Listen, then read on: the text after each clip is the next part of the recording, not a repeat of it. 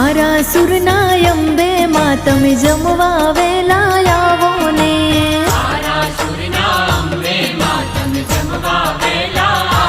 હા, 7 વારના 7 ભોજન જમવા વેલા આવો ને.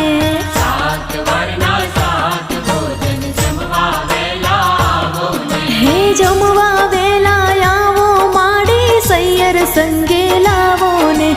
જમવા વેલા આવો માડી સૈયર સંગે લાવો ને. આરાસુરના અંબે માં તમે જમવા